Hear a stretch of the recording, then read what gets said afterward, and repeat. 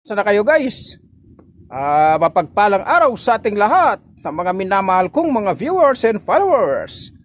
Welcome back sa ating vlog na si Kuya Agusting Adventure at sa ating Facebook na si Jomel Madamba.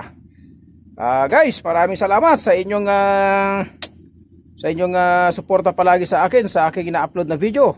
Naway wala kayong sawang panonood sa aking na-upload na video at suporta ninyo. Ngayon pa lamang guys ay nagpapasalamat ako sa inyo. Ngayon tapos na tayo guys dun sa 60,000 minutes ba yun? Yung ano na yun? Ngayon tapos na tayo dun. Yun nga sabi na kapag may tinanim may anihin. Kaya kundi dahil sa inyo hindi natin natapos yun. Ngayon magpapasalamat ako sa inyo guys kasi nandiyan pa rin kayo. Kahit papano nandiyan pa rin kayo ang sumuporta sa akin. Kaya ngayon taos puso ako nagpapasalamat sa inyo. Dito tayo ngayon guys tulad nung aking kuan na nandito palagi tayo sa disyerto. Dito tayo inabot ng gutom. Kaya dito tayo magluluto, magsaing ng bigas, saka magluto na rin ng ulam, magprito tayo ng isda na naman, yung paksyo na isda na walang katapusan, kumbaga walang kamatayan na isda ito. Isang linggo na puro isda, kaya hanggang dito lang muna tayo, isda sa kagulay. Ito guys yung ating recipe ngayon, ating lulutuin. Yan, pechay. Itong isda ipiprito natin yan, tapos yung sabaw nya dyan natin lutuin yung ilagay yung pechay na to. Ayan na naman guys yung sinaing natin na good for 2 days na naman yan sa inan na bigas. Yan yung kanin na yan, 2 salmon yan guys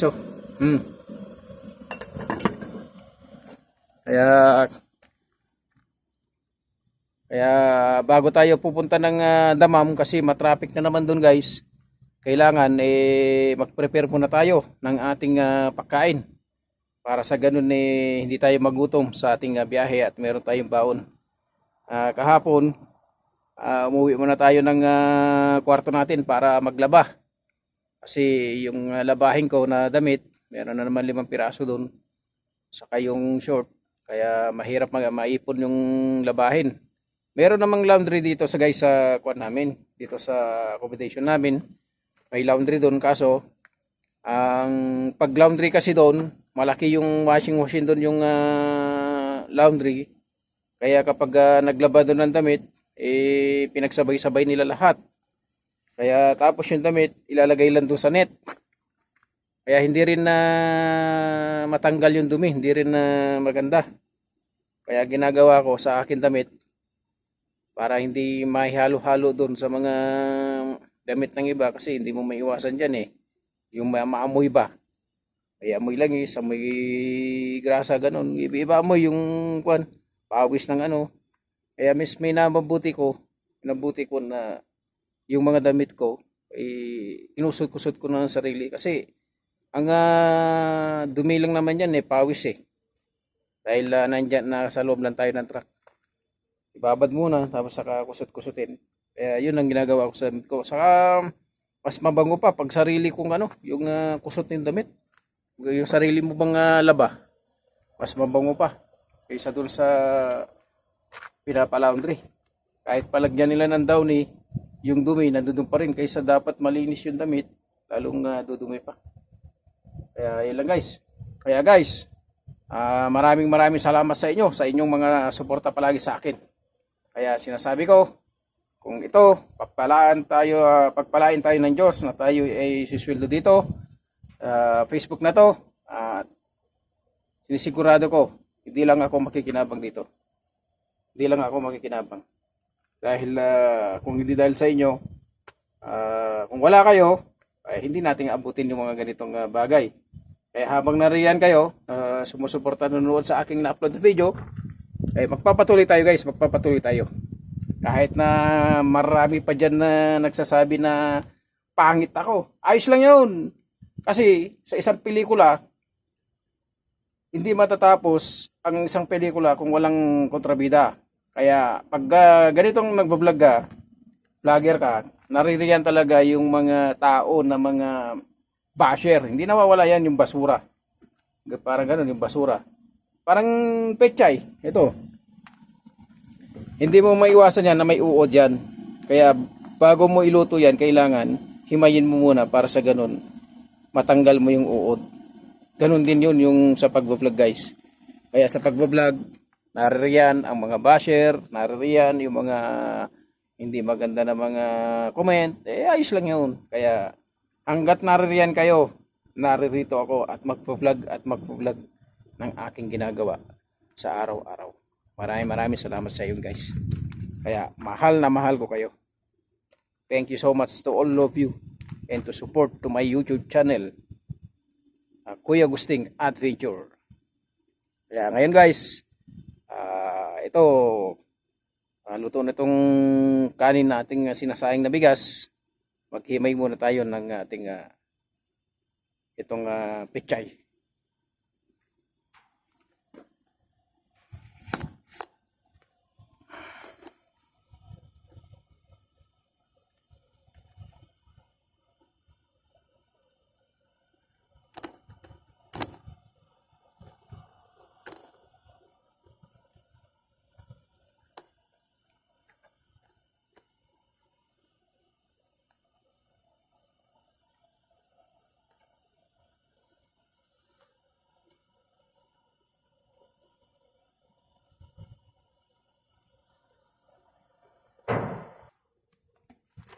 Ito guys, maghimay tayo ng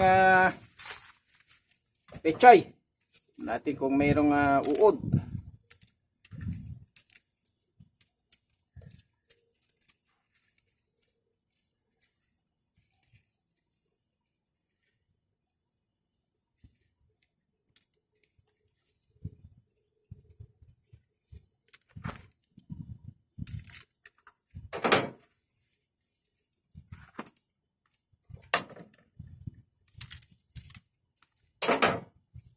Ito lang buhay ng driver. Buhay namin dito.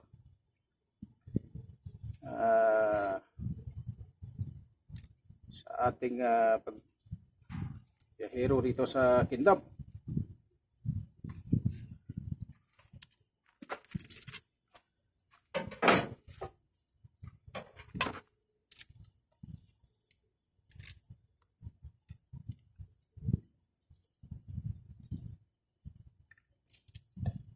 Yung 60,000 minutes na yun guys, sa awa ng Diyos at natapos na natin.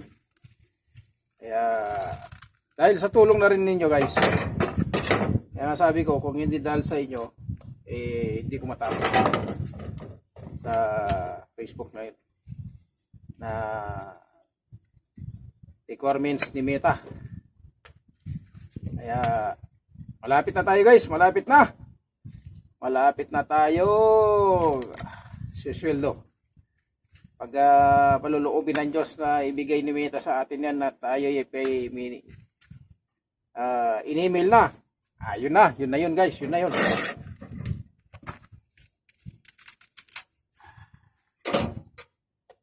Kaya tiyaga-tiyaga lang guys, tiyaga-tiyaga lang.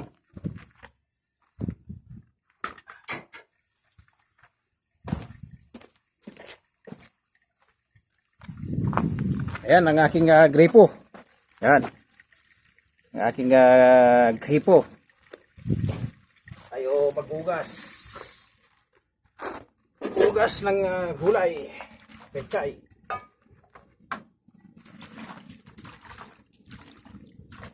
Hugasan natin ng mabuti to guys kasi buhangin. Mabuhangin yung ano rito. Yung gulay.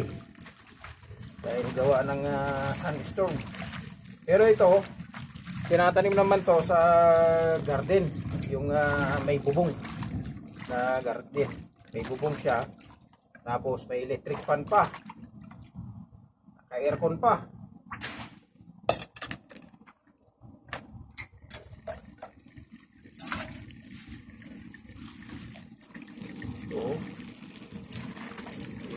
Ilagay natin, ano natin doon sa pack yung na isda. Yung laman ng isda. Yung laman ng paksyo na yun, iprito natin. Tapos yung sabaw, doon natin ilalagay ito.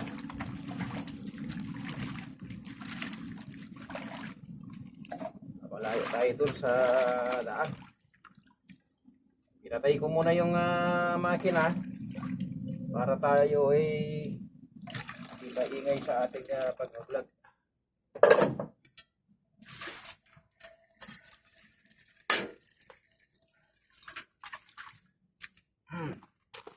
Guys, tapos na. Tapos na, na ano natin.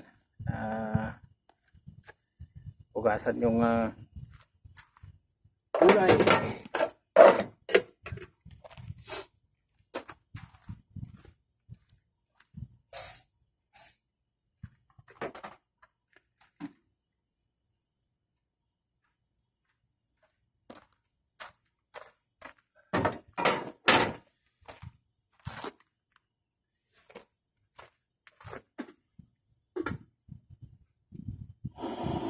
So guys, yung gamitin natin na mantika, use oil. Yan, use oil. Pwede pa naman ito eh.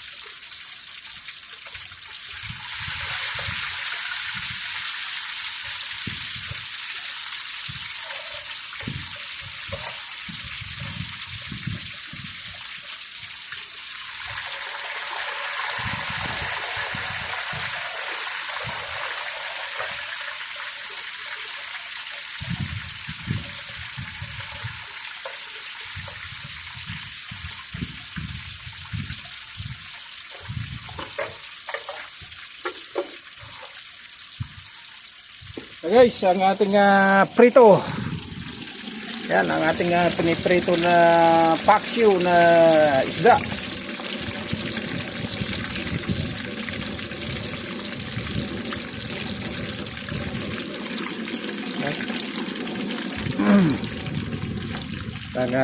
Mamaya, itong sabaw niya, lagyan natin ng pechay.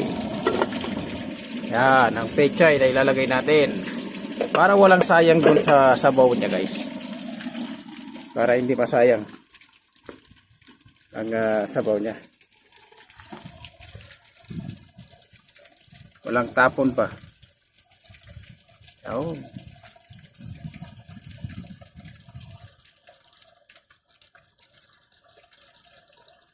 Ito guys yung aking pinatkinan, share to.